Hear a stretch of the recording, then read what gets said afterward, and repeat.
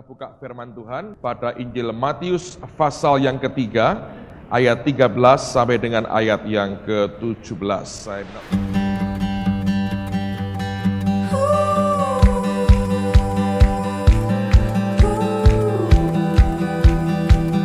minta tolong Vektor, tolong dibacakan. Matius pasal 3, ayat 13 sampai 17. Maka datanglah Yesus dari Galilea ke Yordan kepada Yohanes untuk dibaptis olehnya. Tetapi Yohanes mencegah dia, katanya, "Akulah yang perlu dibaptis olehmu, dan engkau yang datang kepadaku." Lalu Yesus menjawab, katanya kepadanya, "Biarlah hal itu terjadi, karena demikianlah sepatutnya kita menggenapkan seluruh kehendak Allah." Dan Yohanes pun menurutinya. Sesudah dibaptis, Yesus segera keluar dari air, dan pada waktu itu juga langit terbuka, dan ia melihat Roh Allah seperti burung merpati turun ke atasnya. Lalu terdengarlah suara dari surga yang mengatakan, "Inilah anakku yang kukasihi, kepadanya lah aku berkenan." Nah, kalau Anda perhatikan ayat ini dengan seksama, ada hal yang tidak biasa dengan kebiasaan manusia kita. Kalau Anda seringkali mendengar ya, orang mengatakan atau mungkin dalam konsep kita, bahwa kalau kita ingin menyenangkan hati Allah, di dalamnya identik dengan kita harus kerja keras bagi Dia. Dan kalau kita ingin berkenan kepada Allah, di dalamnya kita harus membuktikan bahwa kita bisa menghasilkan sesuatu bagi Dia. Nah, tanpa sadar banyak orang punya pola, punya konsep semacam itu. Tapi yang dialami oleh Yesus memberikan suatu pengertian yang sama sekali berbeda dengan apa yang dimengerti oleh banyak orang yang lain. Yaitu apa? Pada waktu Dia dibaptis, Dia berkata, ini bagian daripada menggenapkan seluruh kehendak Allah. Jadi goalnya Tuhan adalah menggenapkan semua kehendak Allah di dalam hidupnya. Nah, waktu dibaptis, Bapak berkata, "Inilah anakku yang kukasihi, kepadanya lah aku berkenan." Nah, Anda harus ingat, pada waktu Bapak berkata aku berkenan kepada anakku ini, Yesus belum mengajar, Dia belum berkhotbah, Dia belum buat mujizat, Dia belum bangkitkan orang mati, Dia belum membawa orang ke dalam kerajaan surga, Dia belum ditangkap, Dia belum disiksa, Dia belum mati bagi dosa dunia. Tetapi Bapak sudah berkata, kepadanya lah aku berkenan. Dengan kata lain, saudara sekalian, perkenan Tuhan itu tidak identik dengan kerja keras kita. Tapi perkenan Tuhan itu identik dengan ketaatan kita terhadap apa yang Dia perintahkan. Saudara harus percaya ya, hal yang kecil dari Allah, hal yang sepele kalau dari Allah, sekalipun itu diam dan tidak bergerak, itu kuasanya luar biasa. Tapi hal yang besar yang dari manusia, bergerak seperti apapun, tidak akan berarti banyak. Alkitab berkata, yang berasal dari Allah atau yang lahir dari Allah, itu yang mengalahkan dunia. Segala sesuatu yang lahirnya dari Allah, itu yang baru bisa mengalahkan dunia. Yang lahirnya dari kemanusiaan kita, sama dengan dunia, tidak akan pernah bisa mengalahkan dunia. Saya gambarkan begini, saudara. Kenapa perlu perkenan Tuhan identik dengan ketaatan? Karena begini, saudara, ini seperti gambarannya orang main drama. Misalnya kita mau buat drama ya, drama. Ini pernah kejadian nih, saudara, di Bandung. Yang cerita dengan saya gembala sidangnya. Waktu sekolah minggu buat acara drama anak-anak, drama Natal, mereka memilih peran Yusuf dan Maria. Ada dua orang laki-laki, anak laki yang bersaing ingin jadi Yusuf, karena mereka tahu ini peran utama. Maria sudah dipilih dari anak kecil yang paling cantik, yang paling bagus, yang paling cantik dipilih jadi Maria. Lalu anak laki-laki ini kepengen jadi Yusuf. Cuman akhirnya satu dipilih, yang seorang marah, saudara, sakit hati. Lalu yang seorang ini kemudian dipilih juga jadi pemilik rumah penginapan, gitu ya. Jadi akhirnya drama, kemudian digambarkan toh Yusuf Maria akan datang ngetuk pintu ke rumah penginapan, lalu kemudian berkata maaf tidak ada tempat lagi, sehingga akhirnya harus di kandang dan Yesus lahir di kandang. Itu drama Natal. Tidak berubah dari apa yang firman Tuhan sampaikan. Tapi si anak yang jadi pemeran pemilik rumah penginapan ini menyimpan sakit hati. Dia berkata, aku akan balas dendam. Kenapa aku tidak boleh jadi Yusuf? Padahal ini paling cakep, dia berkata begitu dalam hatinya. Lalu kemudian drama yang datang begitu banyak, guru-gurunya siap. Drama Natal dimulai dengan judul Kelahiran Yesus Kristus. Lalu segala macam ada malaikat, segala macam diceritakan. Maria ketemu dengan malaikat Gabriel, diceritakan semua. Dan singkat cerita akhirnya tibalah saatnya mereka harus ke kota Bethlehem untuk ikut akan sensusnya Kaisar Agustus. Dan dikasih bantal Marianya di perutnya, kemudian pakai daster, lalu jalan dengan Yusuf perlahan-lahan. Dan sampai pada cerita mereka tiba di rumah penginapan. Lalu diketuk pintunya dan keluarlah pemilik rumah penginapan, anak dengan hati dendam, saudara. Kenapa bukan gua Yusufnya? Kenapa cuman pemilik rumah penginapan? Ini kan peran pembantu. Dia keluar, Yusuf bertanya, "Pak, adakah kamar buat kami? Istriku ini sudah waktunya akan melahirkan. Kami dari jauh, Pak. Kami ingin menginap di sini. Adakah tempat buat kami?" Dan orang ini berkata apa? "Ada, silakan masuk," katanya. Ayo, kacau nggak, saudara? Anak kecil kok pinter jahatnya, saudara. Dia di Bandung kejadian, saudara. Dia berkata, "Ada, silakan, banyak kamar tersedia," katanya. Bingung nggak tuh kalau Anda main kayak begitu? Di depan anak-anak begitu banyak, guru-guru begitu banyak, mereka semua bengong. Waduh, gawat ini. Dirubah skenarionya. Memang kreatif, saudara. Memang kreatif. Tapi tidak taat. Apakah membuat orangnya bangga? Wah, hebat ini, murid hebat. Ngaco drama kita. Tapi Yusufnya itu lebih pintar, saudara. Sudah dengar begitu, dia agak sedikit gelagapan, dia berkata begini, "Maria, coba aku periksa dulu," katanya. Dia masuk ke dalam, dia marah-marahi temannya, dia keluar lagi.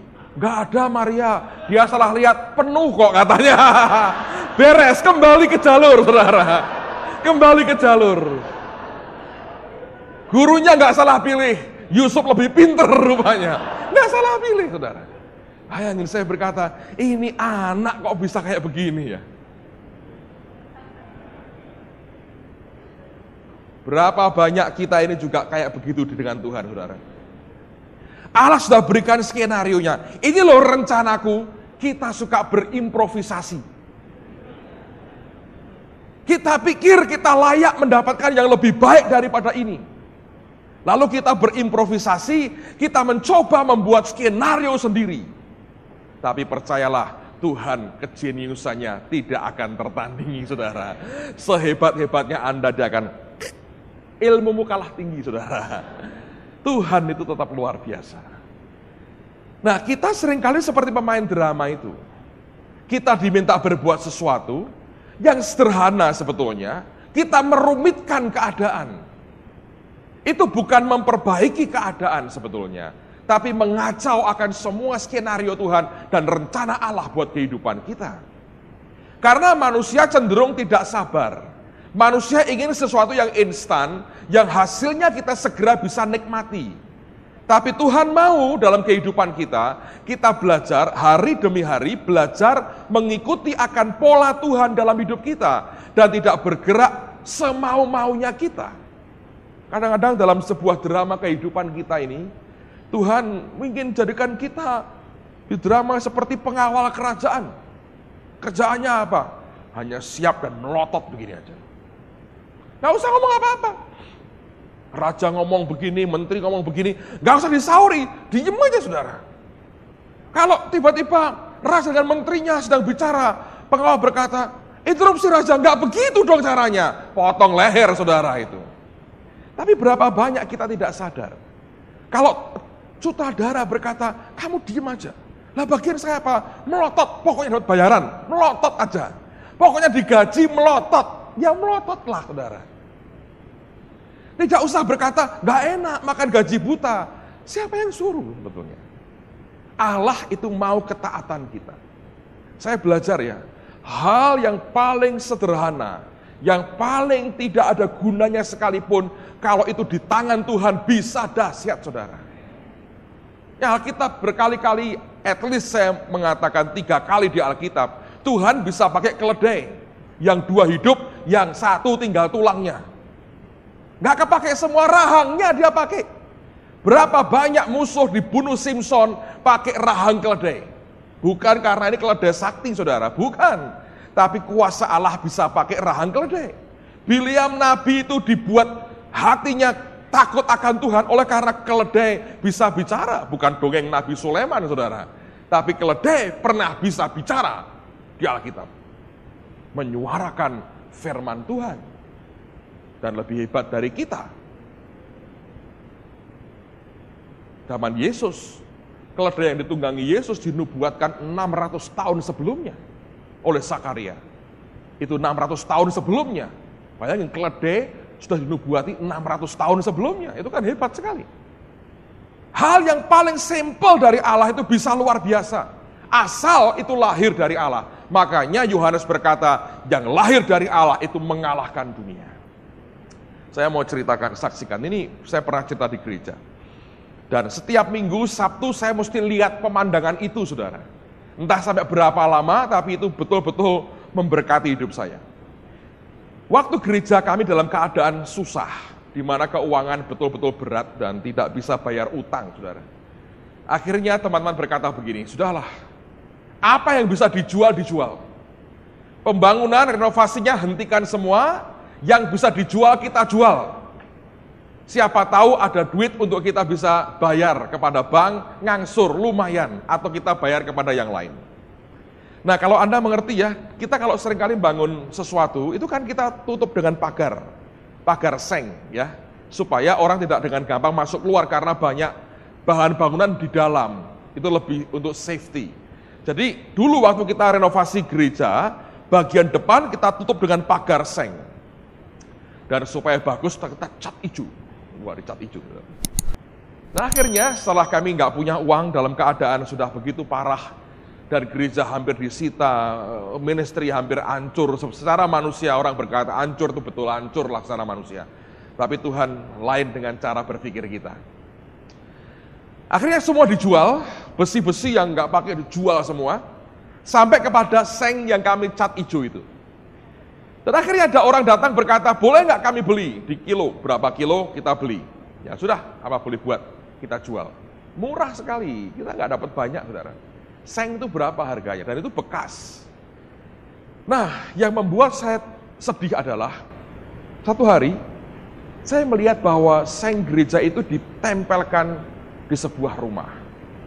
Dan rumah itu adalah rumah biliar, saudara. Dipakai untuk nutup bagian depan rumah biliar. Hati saya sedih sekali, saya bilang, Tuhan, itu seng sebetulnya. Kami beli dengan korban dari anak-anak. Gitu? Itu yang korban kan anak-anak Tuhan. Mereka memberi persembahan, kita beliin seng, itu seng.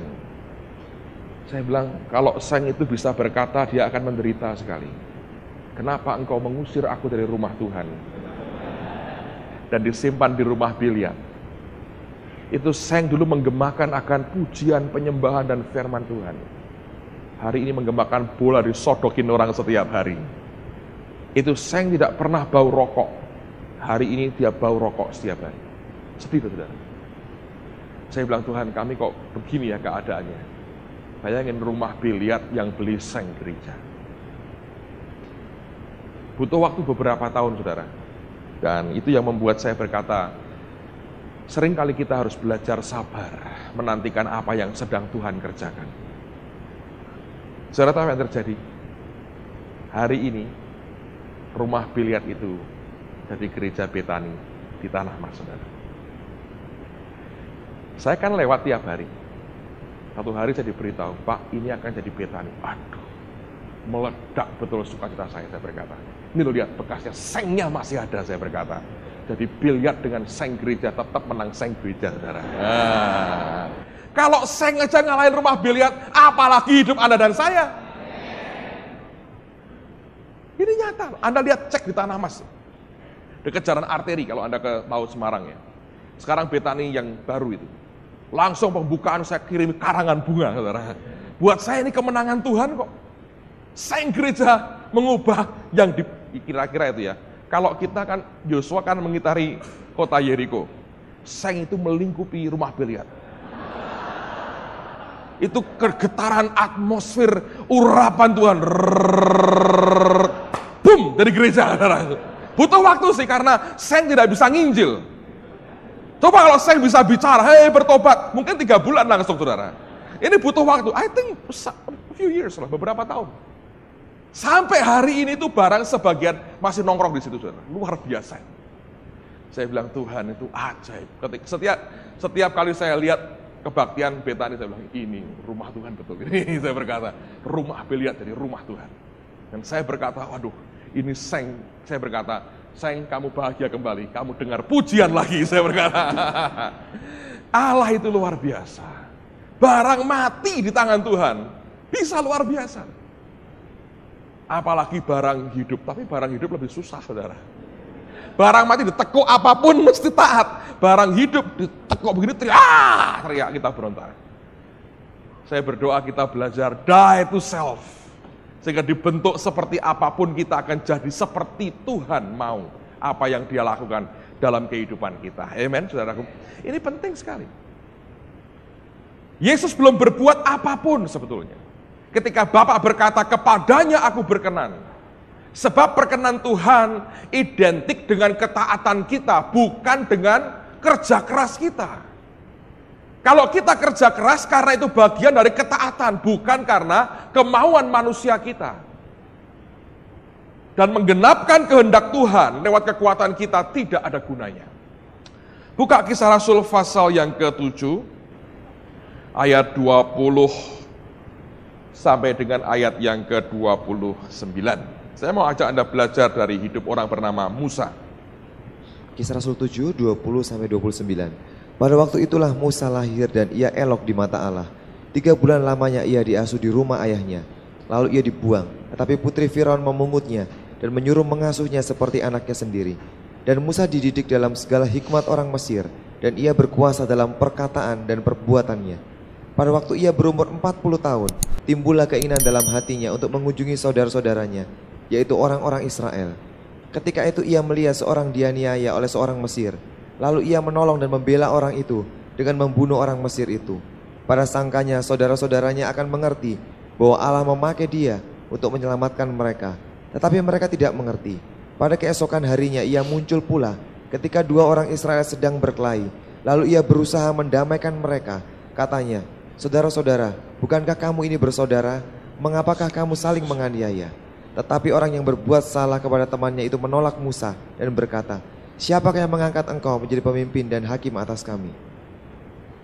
Apakah engkau bermaksud membunuh aku, sama seperti kemarin engkau membunuh orang Mesir itu? Mendengar perkataan itu larilah Musa, dan ia hidup sebagai pendatang di tanah Midian. Di situ ia memperanakan 2 orang anak laki-laki.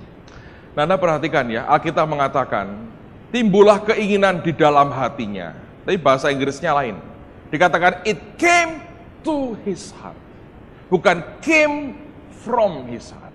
Came to artinya dari luar masuk ke dalam. Came from dari dalam keluar. Tahu bedanya? Dengan Alkitab berkata it came to his heart, itu bukan dari maunya Musa sendiri. Itu beban visi diberikan oleh Allah dalam hidupnya. Itu bukan berasal dari kemanusiaan Musa. Karena kelak kalau Anda perhatikan waktu dia bunuh orang Mesir, Alkitab berkata pada sangkanya saudara-saudaranya akan tahu bahwa Allah memakai dia. Berarti beban itu, visi itu memang betul-betul berasal dari Allah dan bukan dari Musa. Nah, ini yang salah dari Musa. Sesuatu yang ilahi yang turun dalam hidupnya, dia terjemahkan dengan cara manusiawi. Dengan cara apa? Dengan menggunakan kekuatannya. Musa ini Alkitab berkata, orang yang berkuasa dalam perkataan dan perbuatannya. Saya dulu belajar sejarah di Undip dan saya baca buku sejarah Mesir juga. Memang betul zaman itu dijumpai seorang jenderal terkenal di Mesir namanya Jenderal Musa. Dan orang ini yang mampu memukul mundur serbuan 1 juta tentara Ethiopia yang menyerbu ke Mesir. Orang ini adalah orang yang terkenal, nama Moses, Jenderal Musa di Mesir merupakan bagian legenda mereka yang berhasil mematahkan serbuan tentara Ethiopia 1 juta orang, dia pukul mundur, saudara. Nah, ini orang berkuasa dengan perkataan dan perbuatannya. Nah, zaman itu Mesir merupakan tempat pendidikan terbaik di seluruh dunia karena budaya mereka paling berkembang setelah budaya Mesopotamia. Musa dididik dalam pendidikan istana, the best yang dia punya, yang dunia punya, diberikan dalam hidupnya. Sehingga dia belum mampu beradaptasi dengan cara Allah. Cara manusianya sebagai pangeran Mesir masih begitu dominan, dan itu yang dia pakai menerjemahkan akan beban yang Tuhan katakan dalam hatinya. Bagi dia, melepaskan orang Israel sama dengan berontak melawan Firaun, perang dengan kekuatan, dengan senjata, dan dia buktikan dulu kepada orang-orang Israel, aku ini perkasa. Lalu dia berpikir, sangkanya mereka tahu Tuhan pakai hidupku. Nah, saya mau beritahu saudara begini, jangan pernah menerjemahkan beban Tuhan, visi Allah, perintah Tuhan dengan kekuatan dan cara manusiawi kita. Kita tidak pernah bisa menerjemahkan yang Tuhan perintahkan dengan apa yang manusia kita punya. Kita harus melakukan yang Tuhan perintahkan dengan cara Allah, dengan waktu Tuhan, dengan modelnya Allah, dengan alatnya Tuhan. Semua yang ilahi harus disalurkan dengan sesuatu yang ilahi dan tidak manusiawi. Abraham coba bantu Tuhan, dia kawin dengan Hagar, lahirnya Ismail. Musa coba tangkap visi Allah dengan membunuh orang Mesir, dan Tuhan berkata, oh, dia belum ngerti caraku. Baik, sekolah dulu, School of Acts 40 tahun di padang gurun. 40 tahun, apa yang Tuhan kerjakan? Dihabisi kekuatan manusianya, self-confidence-nya dihabisi Tuhan. Apa yang dia buat, saudara? Nebeng mertua. Sakit nggak? Jenderal. Dari dia pimpin ribuan, ratusan ribu tentara yang paling hebat di dunia. Tiba-tiba mimpin segelintir dombanya Yitro. Bayangin, sakit nggak? Domba suruh baris, siap. Ngerti apa? Menyakitkan. Tapi itu menghabisi sama sekali self-confidence-nya. Ada orang-orang yang punya self-confidence, rasa percaya diri yang kuatnya luar biasa. Saya ada kabar baik buat saudara. Allah siap habisi itu. Gantikan self-confidence kita dengan confidence in God. Gantikan rasa percaya diri kita dengan percaya kepada Tuhan. Ketergantungan kepada Allah itu segala-galanya. Bagian kita lakukan yang Dia perintahkan dan tidak berimprovisasi dengan kekuatan yang kita pikir dan kita pandang itu baik. Saya belajar ya, kegagalan banyak orang adalah dia terima visi dari Allah murni. Dia dapatkan wahyu Tuhan solid sekali. Pada waktu langkah pertama, dia sudah terjungkal sebab dia mencoba menerjemahkan dengan menggunakan kekuatannya sendiri. Dan Musa ngalami ini. Alkitab berkata pada sangkanya dia pikir semua orang akan tahu, tapi mereka tidak mengerti, saudara. Dan ini sebetulnya dalam bahasa lain adalah hiduplah dalam kasih karunia Allah, bukan dengan kekuatan kita, tapi karena kasih karunia. Musa harus menghadapi fakta seperti itu. Dan saya katakan banyak orang Kristen tapi tidak merasa puas kalau rasanya belum berbuat sesuatu bagi Tuhan.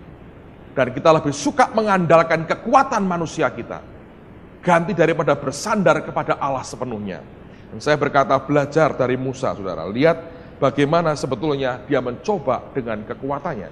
Mari kita lihat Yesaya pasal 33, ayat yang ke-20 dan ayat yang ke-21.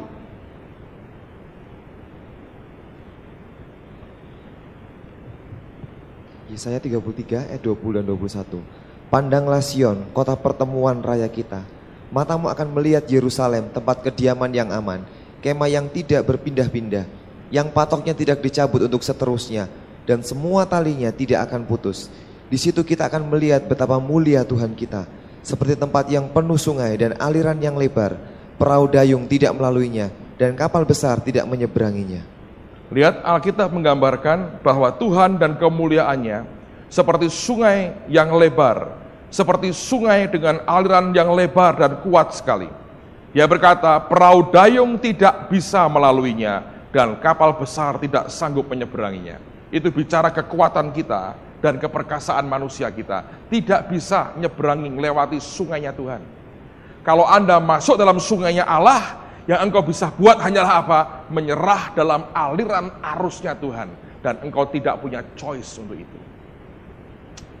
Saya belajar ya, sudah tadi malam ada seorang gembala sidang dari sebuah kota di Jawa Timur datang minta waktu ketemu selesai kebaktian. Nah, dia berkata, Pak, saya sudah dengarkan khotbah Bapak cukup banyak lewat kaset, saya baca buku-buku Bapak, dan saya merasa ada dorongan datang, pengen ketemu, kenalan, dan saya ingin belajar, Pak. Apa yang Bapak bisa nasihatkan buat saya? Saya berkata begini ya, saya kalau bicara terlalu banyak soal teknis, soal apa, saya menipu Anda sebetulnya. Tapi kalau saya mau jujur berkata ya, ikuti kemauan Tuhan dalam hidup kita. Nanti akan beres. Dan itu dimulai, itu akan membawa akibat, yaitu die to self. Karena yang dipikirkan manusia tidak sama dengan yang dipikiran kita. Nah, saya ingat sebuah peristiwa, saudara. Waktu Tuhan berkata untuk memulai gereja tahun 91 itu, tidak ada loh, visi nanti gereja akan jadi kayak begini, tidak ada. Nol. Dan pada waktu itu sebetulnya nggak ngerti apa-apa saya. Dan teman-teman saya marah. Itu gereja lain ngerti visinya, ditulis ini visinya, ini. Anak buahnya diajari harus punya visi, ngomong begini. Nah saya bilang, iya mereka pinter, saya kurang pinter. Saya nggak ngerti apa-apa. Nah kamu ngapain kita di gereja dibawa kemana? Tidak tahu. Kamu kayak orang goblok. Saya bilang tidak tahu. Yang saya tahu Tuhan berkata, mari ayo start gereja lokal di Semarang. Itu pun dengan terpaksa saya buat. Saya nggak tahu. Kalau mau disalahin ya silahkan, tapi saya nggak terima apa-apa. Nah menurut kamu apa visi kita? Dia tidak tahu katanya. Ribut saudara. Butuh waktu beberapa tahun, saudara. Sampai Tuhan bicara sendiri. Dan dia ngomong dengan saya bukan di kamar doa di rumah. Lagi liburan dengan keluarga di Jogja, nginep di hotel. Kira-kira jam 10 semua sudah tidur semua, sendirian baca Alkitab, Tuhan bicara sama saya. Dia berkata, aku jadikan ini gereja seperti gereja di Antioquia. Dan Tuhan berkata, orang akan dengar, Yerusalem akan tahu bahwa anugerah Tuhan ada bersamamu. Mereka akan kirim para nabi-nabi, aku akan kirim nabi-nabiku yang terbaik buat engkau. Lalu setelah mereka dibangun, dua hal yang engkau harus buat, kirim uang dan kirim orang. Dan hari ini saya mulai melihat apa yang dia katakan mulai tergenapi, saudara. Itu bagian dari apa yang dia perintahkan kok. Dan dia katakan, butuh sekian tahun. Nah sekian tahun nunggu Allah bicarain loh, saudara. Betapa sulitnya menjelaskan kepada yang lain bahwa betul Allah tidak bicara. Tapi orang seringkali sudah punya frame, bingkai di pikirannya. Bahwa Allah mesti begini, mesti begini, mesti begini. Saya berkata, tidak ada yang mengharuskan Tuhan apapun. Kita mesti belajar ikuti apa saja yang Tuhan mau di dalam kehidupan kita. Amen. Kalau Anda bisa nangkap ini, saya yakin itu sudah sesuatu yang sangat kuat dan luar biasa dalam kehidupan kita. Manusia cenderung bereaksi, suruh diam, beratnya luar biasa. Coba buka ya Matius 17. Ayat 1 sampai dengan ayat yang ke-6. Matius 17 ayat 1 sampai dengan 6. 6 hari kemudian Yesus membawa Petrus, Yakobus dan Yohanes saudaranya, dan bersama-sama dengan mereka ia naik ke sebuah gunung yang tinggi. Di situ mereka sendiri saja. Lalu Yesus berubah-ubah di depan mata mereka. Wajahnya bercahaya seperti matahari dan pakaiannya menjadi putih, bersinar seperti terang. Maka nampak kepada mereka Musa dan Elia sedang berbicara dengan dia. Kata Petrus kepada Yesus, Tuhan, betapa bahagianya kami berada di tempat ini.